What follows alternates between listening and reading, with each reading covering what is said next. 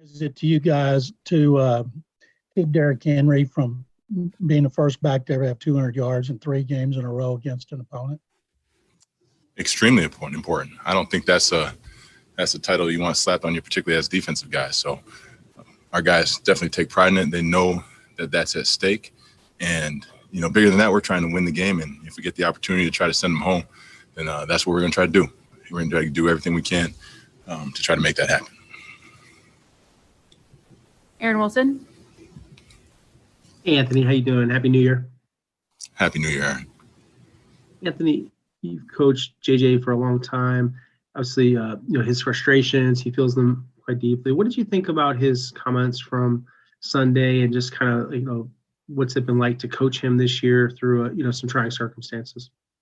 Yeah, I think you can tell he's frustrated as well as everybody else in the building. So I think if you're a fan of this team and of JJ Watt, then you'd be more upset if we weren't frustrated by what we were doing out there. So we all feel that. We all like things to be different, and unfortunately they're not. But it's not through a lack of effort. I'll say that, and you can tell by one of our primary leaders throughout all of this, regardless of where we've been from a record standpoint. He's never stopped working. This team has never stopped working. Unfortunately, we just haven't been able to get the results that we've wanted. And one more question on him. What do you think of how he's played? He's still had production. He's still put up numbers. He's still been difficult to block, obviously, by the plays he's made. Thank you. I think there's been very little drop off in his game. When you have somebody that's that talented, offenses, they key him. They key him and try to take him away. And through no fault of his own, we haven't been able to generate enough heat opposite him. So if we are able to do that, maybe we can take some of the heat off him, and his numbers would be even more impressive than what they are. But I don't think there's been any drop off, which is an incredible achievement, really, considering all the things that he's been through in his career, particularly from an injury standpoint. I think it's just a credit to his work ethic and everything he puts forward to try to, be his best on game day. Mark Berman. Anthony, what is it like preparing for and coaching up against a guy like Derrick Henry with that stiff arm that he has? Oh man, Mark, in terms of coaching against it, that's easy. You try to tell guys to, eyes to the thighs, drive for 5, not to tackle the guy high or to knock down the stiff arm if you see it. I'm just glad I don't have to face it personally. I mean, I'm not trying to be on SportsCenter, some of those things that he's done, but he is certainly a dynamic back. You got to do everything you can to try to keep him bottled up and keep him from getting to the second level, but that's easier said than done. So obviously the last 2 times we faced him, he's had good games, and we got to try to do a great job up front with our front 7 of setting the edge, building the wall, and keeping him between the tackles. Can you put into words what this season's been like for you? Oh, man. Mark, it's been incredibly difficult, right, for a number of reasons. Obviously, you have everything going on with COVID. And, as hard as it's been, it's hard to sit here and say, like, oh, woe is me, when I know everything that's happening around us in terms of what people are dealing with the virus and things of that nature. But obviously, when your head coach gets fired 4 games in, you do everything you can to try to rally the team. But when it starts going south, it's a little bit like you're slow dancing in a burning room, right? You know you're going down, and you're doing everything you can to get there, but it's just not getting done. So we're going to go out there and try to do everything we can to try to win this last game. We're going to try to win this last game because it's the next game. And as a competitor, you're trying to play to win the game. My inner Herm Edwards here. You're playing to win the game. And then that's what we're going to try to do. Sarah Barshop. When you see some of the young guys come in and meet JJ for the first time, see him on a football field for the first time, what are you seeing them take away from him, and how do you think he makes them better? I think a lot of that is just his leadership by example, to do what he's done in this league, to have the successes he's had, and to see that way that he works day in and day out, not only on the practice field, but off it as well. I think he shows you how to be a true professional. And if you're a young guy, I don't know why you wouldn't take each and every one of those things in. As a young player, for me, that guy was Michael McCrary. He was a guy that's had 90-something sacks in this league. I saw the way that he took care of himself. I saw the way that he studied film, and I tried very much to mimic that. and try to, do it my own way. So I don't know as a younger player why you wouldn't do that. You have a guy that's a future Hall of Famer who does everything the right way. And I think you got to try to find your way to see those things and to, again, put your own spin on it, but to try to do all those things as best you can. John McClain. Anthony, I don't have a question, but I wanted to say that I think your obligation of talking to us every week ends with this game, and I wanted to thank you for being so terrific every week through such really difficult circumstances, and wish you good luck in the game. John, I appreciate it. That certainly means a lot coming from the general, man. So thank you, and Happy New Year.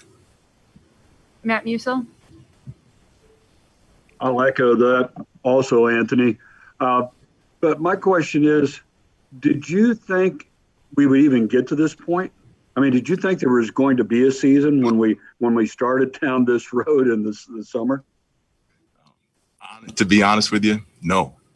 Just the way everything was happening with college football, March Madness being canceled and the basketball season moved, and then having a bubble and trying to, think about how feasible it was to try to create that bubble in football. It just didn't seem like it was going to be a reality. But all credit to the guys involved. Throughout all the distractions, the ups and downs, guys being in and out in the lineup, we've been able to move forward. And I think every person in this league, players, coaches, the way that they've adjusted to all the uncertainty and the certainly difficult circumstance. Denver played without a quarterback. Let's think about that. But we've been able to persevere. And I know that, if I was just a casual fan out there watching, I'm just happy that there's some sense of normalcy in sports being back. So I'm happy we were able to do it. Brian Bearfield. Coach, a lot is being made about the matchup with the running back, but have you taken the time to also, look at Tannehill and what he's done this year and A.J. Brown? Yeah, they have obviously a very good offense. Coach Arthur Smith and his staff has done a tremendous job. I believe they're top 3, if not top 2, in offensive efficiency. So Ryan Tannehill is doing a great job of taking command of that huddle and distributing the ball to all of his threats, whether it's, A.J. Brown, Jonnu Smith, Ferkser he loves. And he's limited his turnovers, which, has kind of been their Achilles heel in the past. So I give their offense, their coaches a tremendous amount of credit. They are not an easy outfit to stop. And we're going to do everything we can and try to contain them because I certainly don't think you can stop them. Brandon Scott. Hey, Anthony, I know you're focused on the game, but what are you doing a week from now? What are you doing once all of this is over? And if you're honest with us, is there a little bit of relief that you'll kind of get to get away a little bit and clear your head? Yeah, as coaches, it's always bittersweet when the season ends, particularly in this fashion. But I have a tremendous family that I haven't got to spend nearly enough time with. So my wife, Kristen, my 2 sons, Anthony Jr. and Justice, they can't wait to see me. And there's not many people in Houston I can say that about right now. So I'm thrilled just to to spend some time with them. Great. Thanks so much, Anthony. No problem.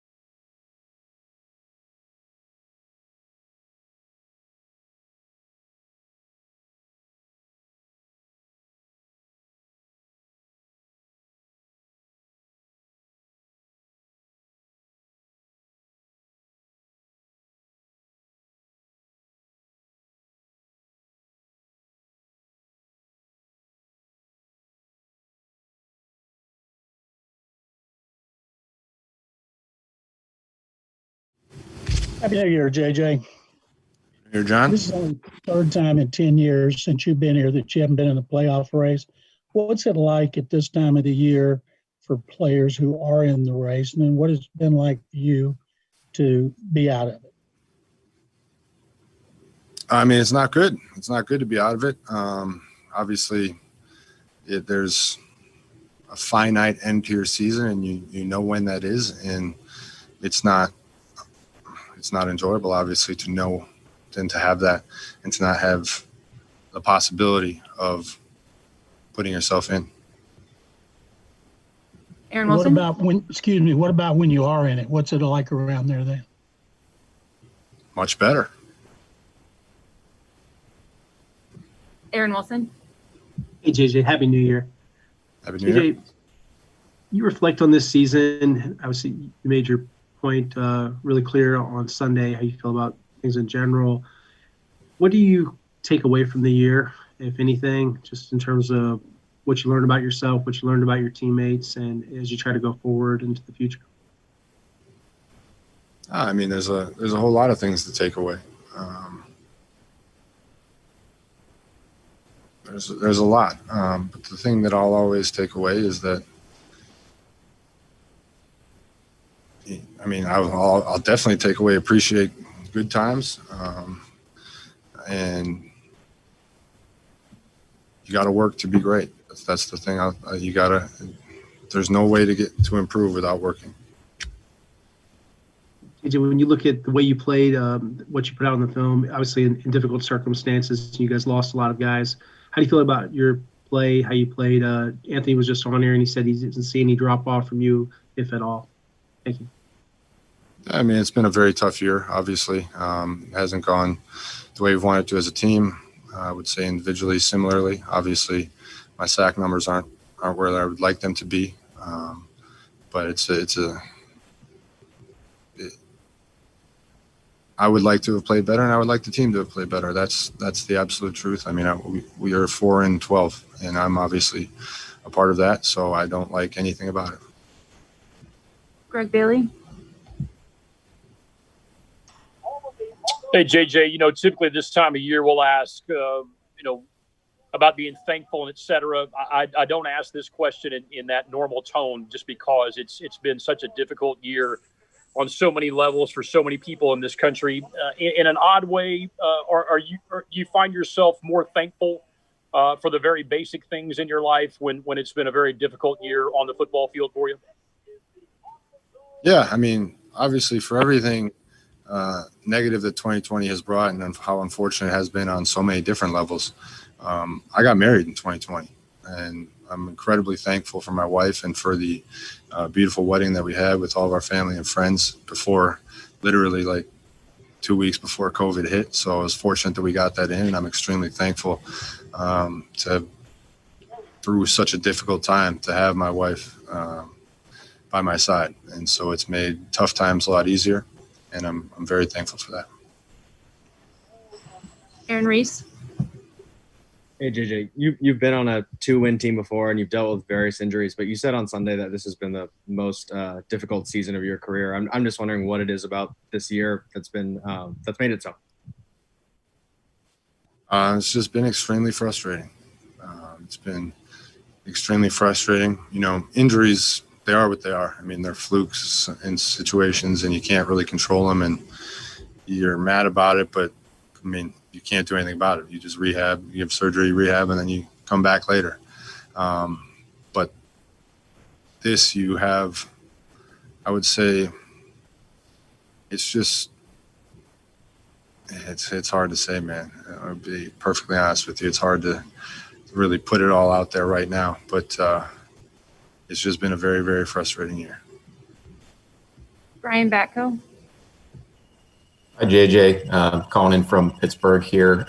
Just wanted to ask you, I mean, I think you saw the quote from Mike Tomlin about TJ visiting from another planet. TJ told us your grandma even called him about that one. I don't know if you want to just kind of stump for him for Defensive Player of the Year or what, but I just thought I'd ask you, training with him this offseason, was there ever a time you guys talked about him possibly winning that award? I mean, he said he you like to remind him you have 3. I mean, is that ever a spoken goal between you two?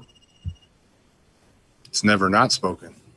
I mean, it's something that is very real. I mean, obviously, we're an extremely competitive family. We always have been ever since we were kids, whether it was mini sticks in the basement or it was, playing football in the front yard or whatever it was. We are extremely competitive. So, of course, we've discussed it. We've talked about it. I would say I shouldn't have to stump for him. I mean, everything that he has done stands on its own, but I would have said the same thing last year. So I will stump for him. I mean, the guy is incredibly he does everything unbelievably well. I mean, he leads the league in sacks, tackles for loss, quarterback hits. He can drop into coverage and cover guys. He's disruptive in so many ways. And he's on a team that's obviously won their division, is doing extremely well. He is more than deserving of Defensive Player of the Year, and I would be stunned if he did not come home with one, which does remain 2 less than I have. I was going to say, just as a quick follow-up, he said when you FaceTime with him, you usually have your trophies behind you. Do you actually remind him of that as often as he says, or is he just giving you grief? He's got a pretty good idea of who's got what. So early on he would try and fight it, but I think he's been very respectful of it lately, and I look forward to watching him for many years, continuing to try and get to it. But I still have a few more years left of me working to increase the lead. Thanks. Sarah Barshop. JJ, you told us a couple months ago that because of where you are in your career, you're not really interested in a rebuild. Is that where you feel like this team is, even with the quarterback you have? When you look at next season, does it feel like that to you? I would say that depends on a lot of factors. And there's so many unknown factors to that situation right now that you can't definitively say that. I've said before, and I'll say it again, when you have a quarterback in this league, you have a chance. And there's a damn good one in our locker room right here. But there's just so many unknowns that you can't say that at this moment. You can't say what it's going to be. Christy Rican.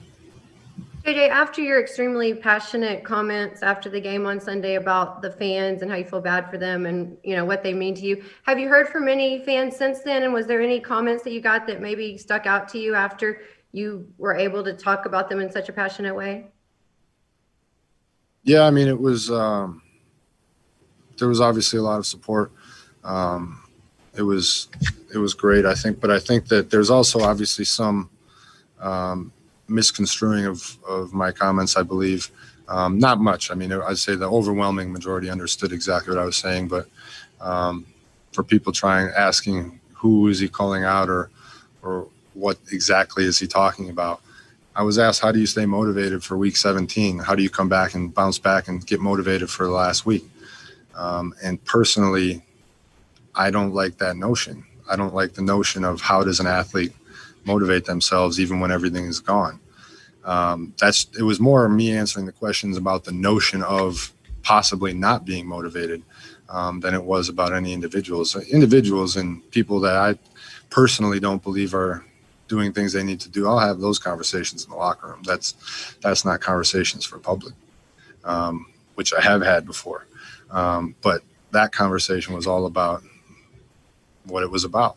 And yeah, there was a lot of response, and I've always been grateful and thankful for the fans here. I mean, even when they booed me on the first night, I looked at it as an opportunity, and I embraced that. And ever since, they've been absolutely incredible, and I'm very thankful for it. John McClain. What kind of reaction did you get from your teammates after what you said on Sunday?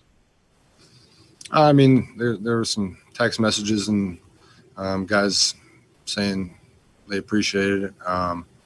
But I mean, like I said, it wasn't about the team, my teammates or the locker room or anything. It was an answer to how do you get motivated for a week when you're not in the playoffs? And I personally don't believe that should ever be an issue. So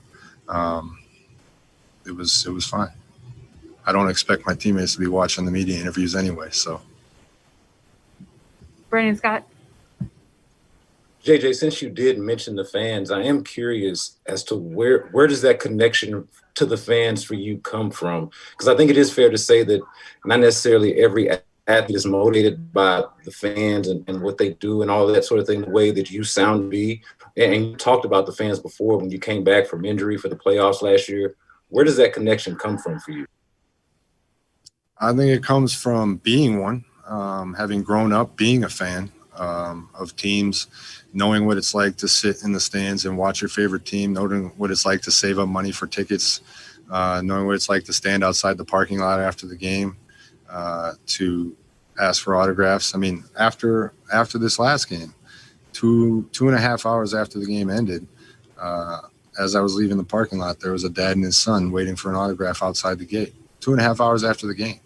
They were just standing there, and I don't know how they knew I was still there. But I know what that's like. I've been that fan, and I know how that is. So that's why there's such a connection. And I also understand the fact that we literally would not have this job without them. It is physically impossible for us to have this job without fans. So I'm just grateful for that, and I understand that. And I think there's a ton of guys that do understand that. And I think there's a ton of guys that are appreciative of that and thankful for that. And that's why they put their best foot forward. Last question for Aaron Wilson. Yes.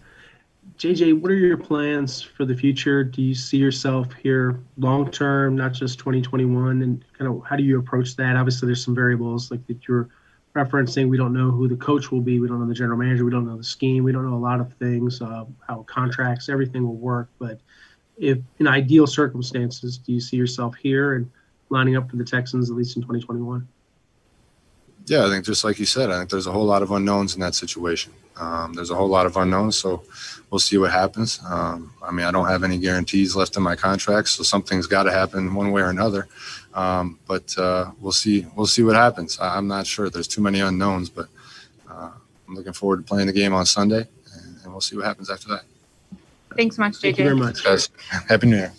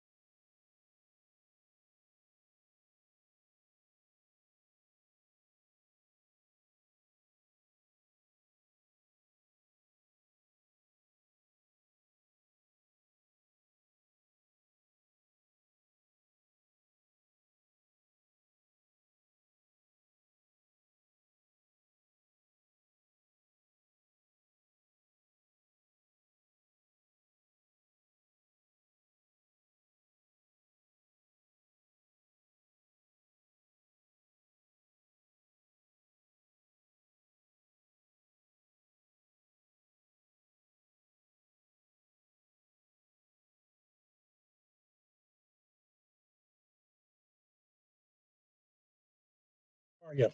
Good. How are you, John? Happy New Year. I'm fine, thank you.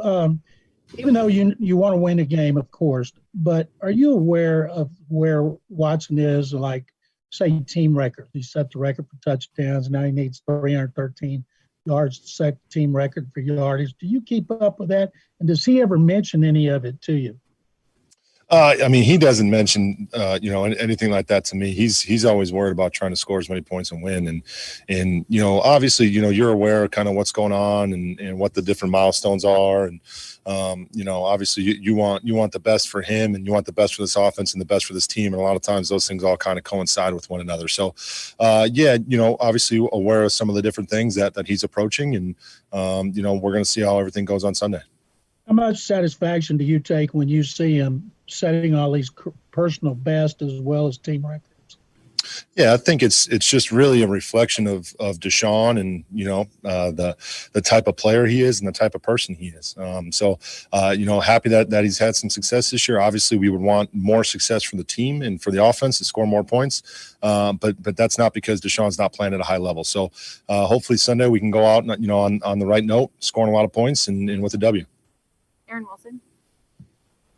Hey, Tim, I wanted to ask you about Charlie Heck. Charlie played a lot because Laramie got hurt and Rod shifted over. Just what do you think of his work and this, kind of being thrown out there? And were you encouraged at all what you saw from Charlie? And if Laramie doesn't play, do you anticipate that configuration of Rod on the left side and Charlie likely on the right side? Yeah, I mean, I think we've got a couple different combinations that we may be able to throw out there, with certain people playing different positions.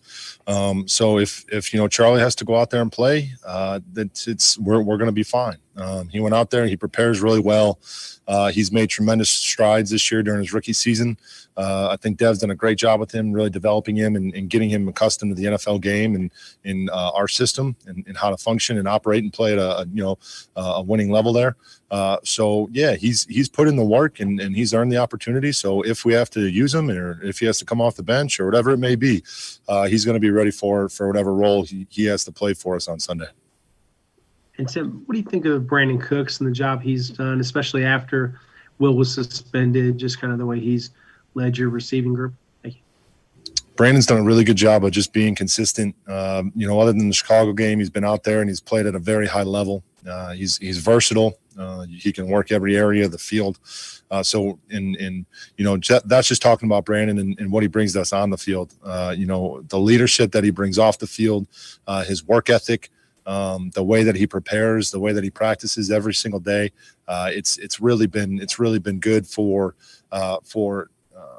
this team and really for Deshaun to be able to have a guy out there that's running every day, for the younger receivers, the other receivers to see, how a guy who's played at a high level throughout his career really goes out and plays and practices and how those two things kind of correlate. Sarah Barshop. Hey, Tim, I've got a similar question about Brandon. When you found out that you guys were trading for him in April, what did you kind of think about where he would fit in your offense and how have you seen that play out this season? Yeah, I was actually on the Peloton at home and when, OB called me and told me, and it was good. I was excited because I knew that we had a proven player who's dangerous. He was a guy. He is a guy who can run, who could get down the field, who could really threaten defensive backs with his speed. I knew he had really good hands. I knew he was a good route runner, and I knew he was reliable. So I was encouraged, and really he's kind of fit every single one of those initial thoughts. Exactly the way that we thought, and he's done a really good job. So we're just excited for that, and excited to see him and Deshaun continue to grow together. He's been traded 3 times. How difficult is it to, in a short period of time, just learn different offenses, learn the way a different building is, a different team is? I mean, what can you just kind of explain, like how hard that is, what he's done in his career? Yeah, it would probably, I don't want to put words in his mouth, but, for me, my opinion on it is that obviously I think all those things, has a tax to it, right? It's difficult to come into a new city, find a place to live, move your family. Like you said, learn the building, learn everybody inside the building, let alone, going and learning the offense. With Brandon and the way that he prepares, the type of person he is, he's so detailed that really the football portion of it, learning the X's and O's, learning the offense, learning where to go, it came pretty quickly. To me, I think the hardest part is really just building that chemistry with the person that's throwing you the ball. Obviously this season being a little bit unique, without having really an off season, without having, a true training camp, it kind of made that process a little bit more difficult. But obviously by his stats, it isn't something that's held him back. And he's still found a way to go out and produce at a very high level, which I think is just a testament to him and his work ethic and the type of person and type of player he is. Brian Beerfield. Coach, sticking with the wide receiver group, what are you looking for out of some of these younger guys in this last game as far as, Kiki Kuti, Chad Hansen, Stephen Mitchell Jr.? Yeah, I'm expecting them to come out and play at a high level. If you know they're someone wants to come and play man-to-man coverage, if you know Shane and Mike want to come and play cover one, those guys have to get open. And there's really we're not going to ask them to do anything different or expect anything different than you know what we've expected for the past however many weeks now, 5 weeks. So those guys are going to do a good job. They've done a good job preparing and learning the game plan. And we're expecting them to get open, and when the ball finds them, to catch it and make a play, and do whatever they can to help this offense succeed and help this team win. Aaron Wilson. Hey, Tim, was today's practice, were you able to have a full practice, like your usual type Yes, of sir. Thursday deal? Okay. And how did it go after, unfortunately, not being able to be out there Wednesday other than the hour walkthrough, not having enough guys into the building yesterday? Yeah, you know, at this point in time, there's really not a whole lot of physicality to the practices. It's not like we can have the pads on. So, you know, the jog through that we had yesterday was, you know, it was what it was.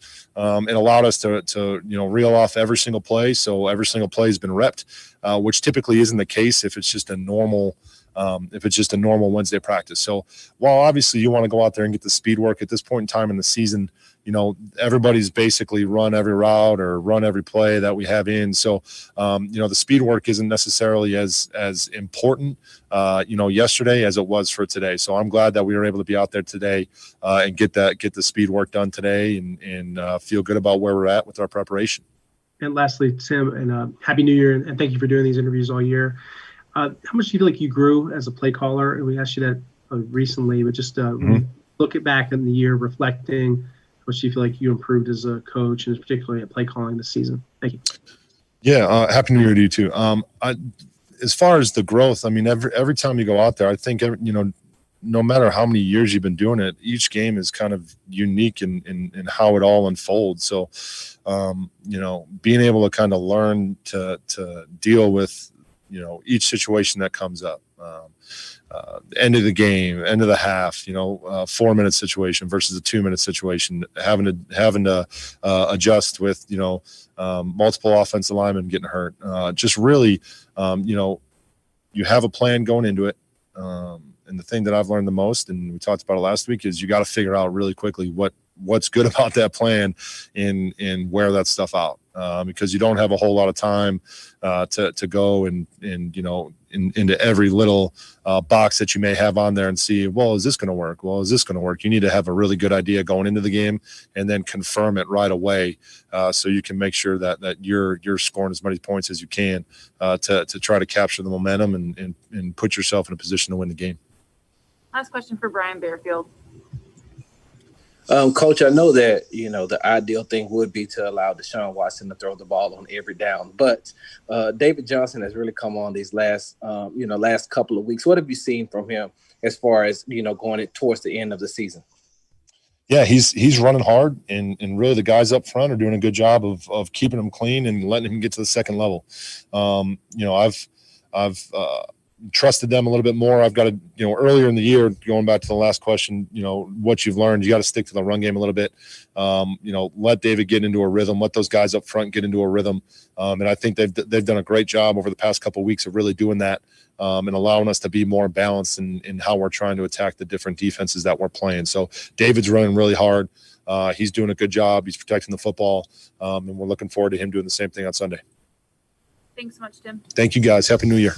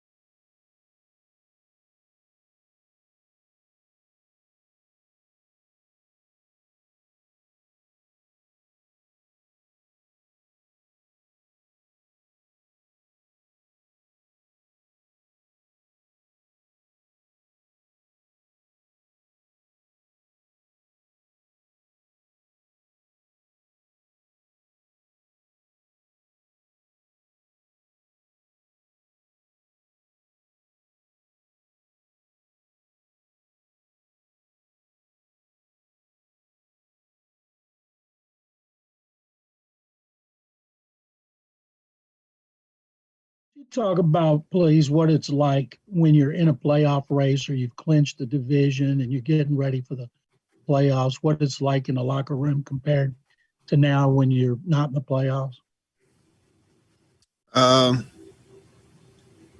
I guess just knowing that you have an extra week, that's pretty much it. As far as this week in preparation is still the same.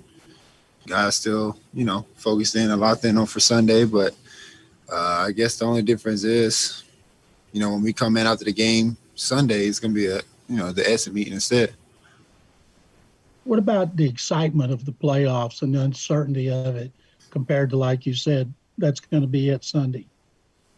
No, I guess that's the only thing. Even the 2 years we made the playoffs, we were still, focused on that game. It wasn't even so much of, the playoff. I guess the last game, the last couple of years has been, for the championship and, clinching. So, yeah, that's pretty much it, really.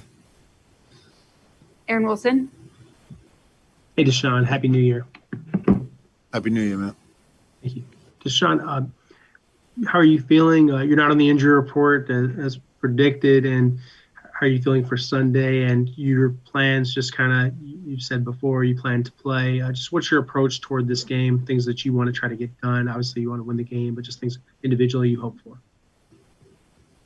Just same, prepping for the game and just going in there to win. That's pretty much it, and it's not too much to speak on as far as anything else. Just been prepping with the guys and making sure everyone is prepped and ready to go out there and compete on Sunday. And how are you feeling? I'm blessed, man. I'm good. Yeah, everything's good. Matt Musil. Deshaun, it's been such a long and winding road here in 2020. The playoff victory to start back early January, the Kansas City game. You got the new contract. Could you just kind of take us through what it's been like to live through that and what you've learned from this experience? Just a lot of different emotions, a lot of different, ups and downs. But that's every year, every life span, been some big accomplishments that I've, able to accomplish individually, as a on the field and also off the field. So it's been a blessing and been, very, very life changing, and I've grown as an individual, as a player, as a person, as a man. So, 2020 has definitely been a lot of different roller coasters, but at the same time, it's been good on my end. So, happy for it and looking forward to 2021. Thanks. Happy New Year. Happy New Year, my man. Greg Bailey. Deshaun, one of the good things to come out of a tough year on many levels is your pledge to get involved over at TSU. What message do you want to send to those young people about your level of caring for them beyond football, and what kind of involvement will you have in the spring? My biggest message and energy is just really just being able to motivate, inspire, and just kind of create new opportunities for, more people, especially at TSU. They gave me an opportunity, me and a couple of teammates and my trainer, Billy, to go over there and use their facility and train during the pandemic, where you got to be, very cautious and safe and things like that. So they took the chance with that. And, we really appreciate that, to be able to help us, continue to get better and get ready and prepped up for the season. So, for them to be able to do that, just motivated me and the fellas to be able to give back and use this opportunity to, inspire, motivate, and create. And just that's what we wanted to do, is try to be legendary. So that's what we're trying to give off, for that university and team up with. Deshaun, if you don't mind, I'm sorry, Deshaun, will you be able to kind of interact with them, whether it's Zoom or whatever, during the spring? Do you anticipate? That's the plan. We'll see what pops up. I know a lot of different things are going on. We're still trying to figure out how things are going to go, but that's the plan for sure. Brandon Scott. Hey, Deshaun, forgive me. My Zoom dropped out for a moment. So if you were asked this, forgive me. But I understand that you've had to focus on each week, kind of week to week game planning for each game. At what point in this offseason do you allow yourself to start really thinking about the future and considering how you want things to go and to look with the Texans going forward? right after Sunday, honestly. We get things going and get things rolling. We can't wait on anything. Time waits for no one. So we got to get this thing going, especially not knowing if we're going to have an off season or not. So, that's my plan, is to finish out this weekend strong and then get things going Monday. Clifton Brown. Yeah, Deshaun, wanted to ask you, you were in a cornerback summit last summer in Atlanta with some other guys. I wanted to ask you why it was important for you to participate in that summit, and then I had a follow-up after you're done, please. You talking about with Quincy Avery? Yes. That's Q. That's my QB trainer. That's my guy that I always work with. So, of course, going out there, is always love and respect between me and him. But also just to be able to, see if I can learn and get better. Another opportunity for me to improve and just be around, different other quarterbacks and see what they know and see what I can teach them and just kind of work together. That's the thing, is giving back and being able to try to learn as much as possible. I wanted to also ask about the message you tried to give to other young black quarterbacks who were there. And also if you think that guys like yourself, Lamar Jackson, other black quarterbacks have finally changed the perception that you don't have to fit in a box to play the position, or do you still feel there needs to be work done to change that perception? No, I mean, I don't really be focused on that perception pretty much. And I guarantee if you ask any other guys like Lamar, Pat, Kyler, all those guys, they'll probably tell you the same thing. That's not even the main focus. We get focused and locked on something that's not even, big in the locker room. It just causes other problems. So, that perception is not there no more. And in the NFL, you got to be, a complete quarterback. That's what teams and organizations are looking for. It don't matter the color of your skin, or at least that's what I think. It might be different for other people, but I haven't had no problems, especially not in this organization or anywhere, or people that I've talked to. I've got respect around the league, and I respect every other coach and organization around the league. So as far as that aspect, I don't even worry about it. I don't think that's a big deal anymore. Two more. John McClain. Obviously, Deshaun, you want to win the game, but you're shattering every high you've made in the NFL. And you set the touchdown record on Sunday. Now you need 313 yards to break the yardage records. What do they mean to you, and what would it say about your season, especially since there was no off-season or preseason and it was supposed to hinder a lot of players, and obviously it has not hindered you? Individually, it's huge. It's a big step for me to go into this offseason doing the things I've done individually. And, it doesn't go unnoticed. Me and my team, we recognize that, and we're going to continue to grow from it. We use this momentum to take us into next offseason and get things situated as an organization, and then get, whenever the 2021 season start, for us to be able to take it to a whole nother level. So that's the key, is each and every year, each and every opportunity, you want to continue to set the bar higher and higher and higher. And there's no limit to it. So, we're chasing greatness and legendary status. And for me to do that, we got to continue to grow and continue to learn and continue to go through some losses and some adversity to be able to get there. And it takes time. So whenever my time is, Godspeed, that's when that time is going to be, and it's going to be fun. Your union leader, J.C. Treader, thinks that you guys don't need organized team activities anymore. Preseason, you want to do it like other sports. You work out on your own. Are you an example that you don't need an off-season program that's led by your team? I don't know. Quarterback-wise, it's a little different. Spring, especially spring ball. The skill guys, we get a lot of work and a lot of timing and get the playbook down. In the spring. So, whatever happens, with that, I'm gonna be fine with it. But if I had to choose, I would definitely like to have spring, just because you just kind of build that chemistry and camaraderie with the especially receivers and tight ends, skill guys that 7-on is definitely key. Last question for Aaron Wilson. Deshaun, when you think about JJ was on here a little while ago, and he was talking about the uncertainty of the future, because you're still hiring a coach, you're still hiring a general manager. In his case, he's heading into the final year of his contract. What's it meant to play with JJ, and how much would you hope to play with him in the future, have him as a teammate, as a guy that you been working with and gotten to know here? Yeah, JJ is a big part of my career. From the time when we both had injuries, learning from him, watching him, seeing his production, his preparation, his leadership. I mean, just everything. He's a big part of my career, and I respect him and I thank him for everything that he's done for me. I know he has, still has time to play, and especially I don't know his contract and stuff like that, so I'm gonna stay away from all that. But yeah, new head coach, new GM, all that stuff is definitely new to me.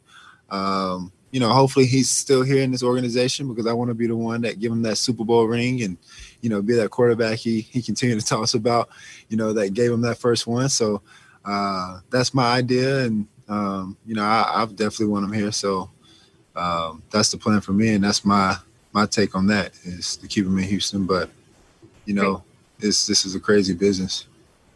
Thank you. Great. Thanks so much, Deshaun. That's it today.